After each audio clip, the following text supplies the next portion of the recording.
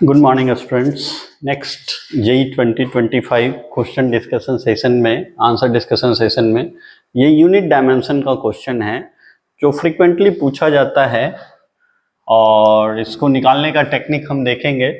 Question क्या कह रहा है मैं पढ़ रहा हूँ। Given a charge Q, current I and permeability of vacuum mu naught is given, which of the following quantity has dimension of momentum। मतलब मोमेंटम को हमें चार्ज, करंट और परमिएबिलिटी के टर्म में लिखना है, राइट। तो हम मोमेंटम के लिए क्या लिख लेते हैं? Charge it is q to the power x, current it is I to the power y and permeability mu naught it is to the power z, right. P momentum है तो इसका डायमेंशन क्या हो जाएगा? mlt minus 1, directly proportional.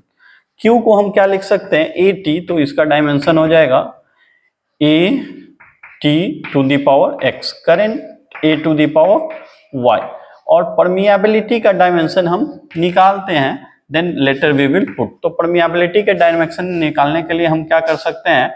देखिए, मैंने dimension हम याद भी करके डायरेक्ट वैल्यू पुट कर सकते हैं, बट मैं देख रहा हूं कि डायमेंशन हम निकालना सीख लें। तो b is equals to mu naught by 4 pi I D L sine theta by R square. जरूरी नहीं है हम यही रिलेशन यूज करें, आपके अकॉर्डिंग जो भी कन्वीनियंट हो आप वो रिलेशन यूज करिए, मुझे उसमें कोई दिक्कत नहीं है। मुझे म्यू नॉट का डायमेंशन निकालना है, तो mu naught since 4 pi is a constant, तो b into R square by I dl। Sine theta भी कांस्टेंट होगा, उसका कोई डायमेंशन होता नहीं है। और b के बदले फिर हम क्या लिख सकते हैं? f is equals to Q V B, तो b के बदले हम लिख सकते हैं f by Q V, right.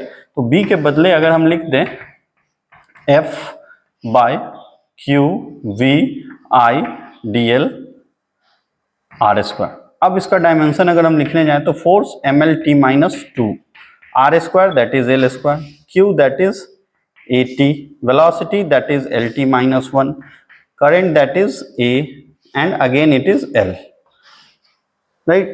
so अगर इस वैल्यू को हम पुट करने जाएं यहाँ पे, तो ये l स्क्वायर और l स्क्वायर ये कैंसिल हो जाएगा, t माइनस 1 और t1 ये भी कैंसिल हो जाएगा, तो हमारे पास a2 बचेगा a पावर, उसको हम ऊपर ले जाते हैं m l1 a के पावर माइनस 2 और t के power minus 2। This is the dimension of permeability. अब यहाँ पे हम ये परमिएबिलिटी का डायमेंशन पुट कर देते हैं, तो m l1 a minus 2 t minus 2 to the power z। अब चूंकि q to the power x, तो q का डायमेंशन लिख दिए, i to the power y, i का डायमेंशन है म्यू नॉट का। अब पावर्स वाले सेम m l t के पावर्स जो होगा उसको हम इक्वेट कर लेंगे।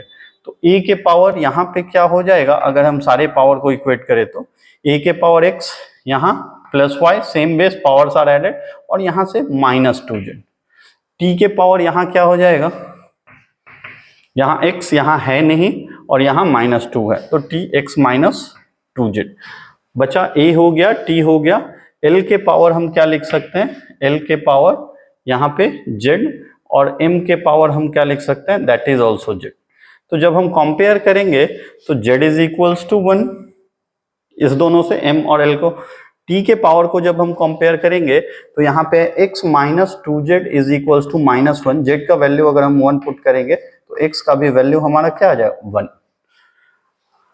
a का कोई टर्म इधर नहीं है, तो हम इसमें पुट करेंगे x1, y हमें निकालना है z1 is equals to 0, so y is equals to again 1। तो हमारा x y z तीनों 1 1 1 आ गया, means p is equals to what we can write, p is equals to q i mu not.